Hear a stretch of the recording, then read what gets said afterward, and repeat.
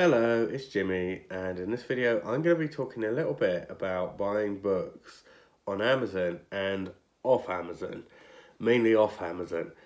Firstly, I'm going to talk a little bit about why it's good to go to your local bookshop, and then in cases where you need to buy online for one reason or another, or you just prefer to, I'll talk a little bit about why to avoid Amazon, and I'll talk about a couple of online alternatives to Amazon. So just to be clear, I'm not trying to shame anyone who uses Amazon to buy books. I'm not trying to criticise you individually. I'm just trying to prompt a bit of a discussion and give you something to think about. And obviously, if you've watched my other videos, you probably know I work in a bookshop, so I am a little bit biased in these things, of course. So, why go to your local bookshop other than to see me? One reason, you get the book that day, you don't have to wait for postage. You support your local economy and local jobs and help people in your neighbourhood stay employed. Bookshops can be great community hubs. They can be a meeting place. You can meet like-minded people who are into books, even just browsing in the shop. Sometimes they have places for children to play and draw, like we do in my shop. We run events for the kids that are free to attend. You don't even have to buy a book or anything like that. And it strengthens the community.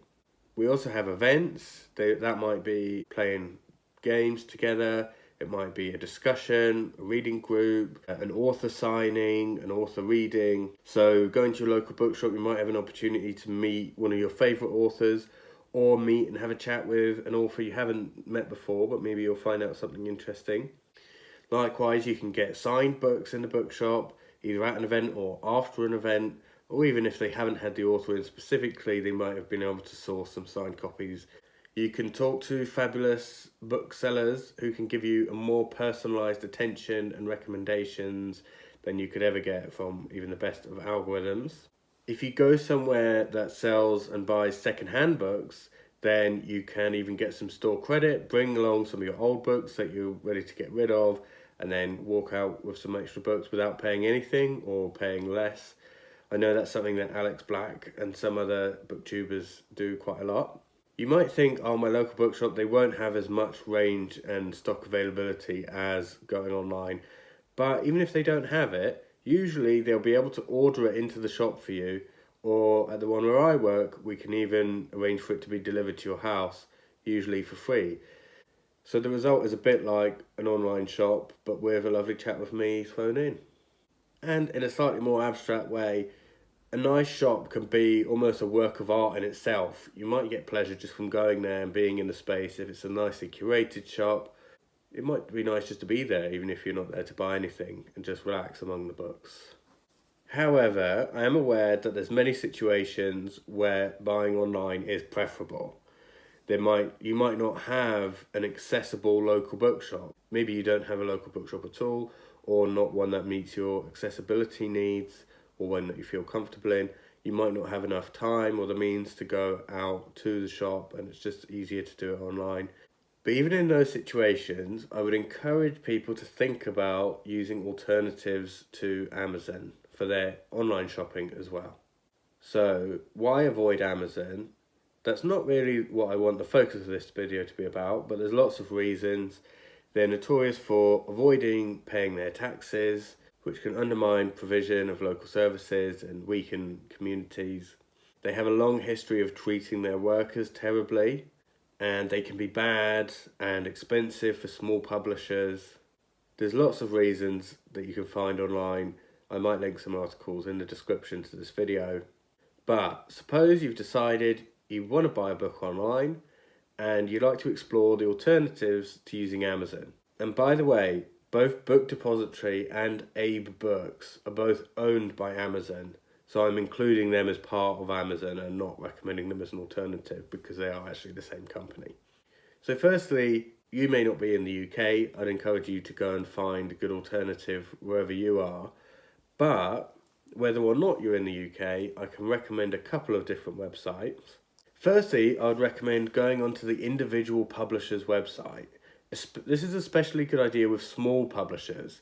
You can often get a good deal and it will support the publisher more than buying it through Amazon.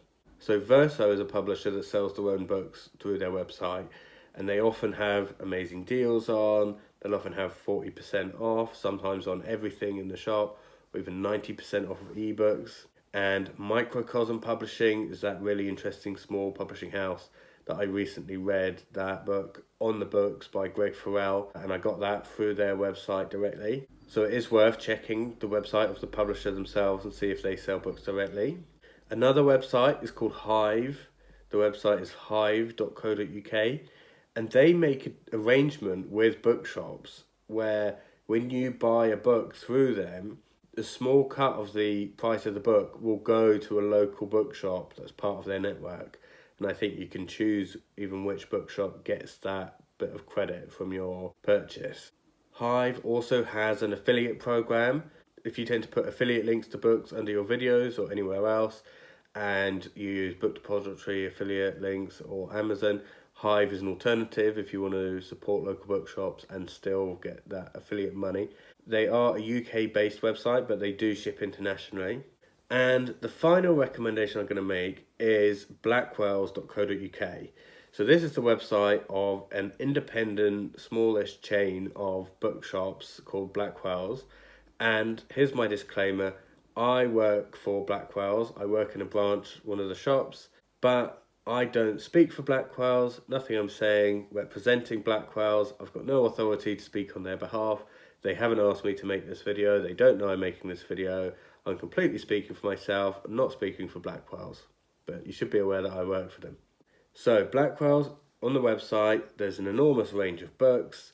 They're usually affordably priced. There's free shipping in the UK and there's very cheap shipping internationally.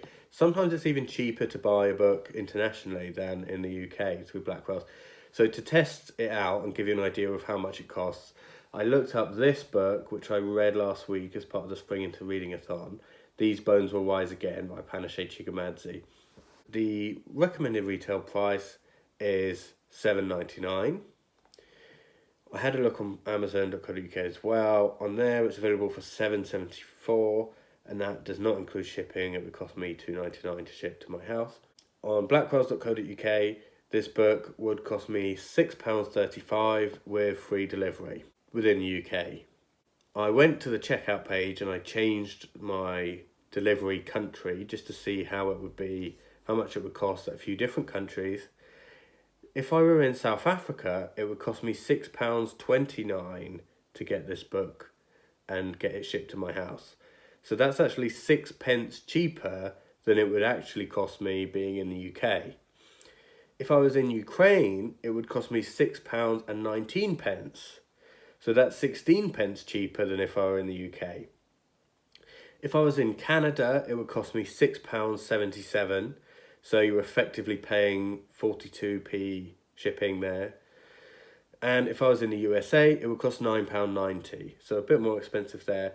But the point is, they ship internationally. It's usually pretty affordable, decent prices on books. Blackwells also has an affiliate program, so you can put affiliate link if that's something you wanted to do and wanted to support Blackwells. It helps keep the shops alive too. It helps keeps me in a job. Sometimes you'll buy something through the website and we will get a message in the shop and I will go and get that book off the shelf and send it off to the online team, and then you'll get a book from our shelves in the shop where I work. So that's nice for me, gives me something fun to do. On the Blackwell's website, you can also see second-hand book listings. So if you want a cheaper second-hand copy, like you can do on Amazon, you can also go on blackwells.co.uk, click the button where it says, 10 used copies available from whatever price, and then it will tell you the condition and the seller reliability. You're buying it second-hand from a third-party seller, but through the Blackwell's website. I'm sure wherever you are, there's an online, ethical book-selling company that ships to your area at affordable rates and behaves in a more ethical way, which will promote a better and healthier and happier society for everybody. So I'd recommend you go and check those out. Let me know in the comments, what are your favourite alternatives to Amazon? Tell me something you like about your local bookshop. If you want to get in touch, as always, you can leave me a comment on YouTube. You can tweet me at GME_E, or you can get me on Instagram at Jimmy_can_read, or you can get to me on Goodreads, which is also owned by Amazon, by the way, which I will link in the description to this video. Cheers!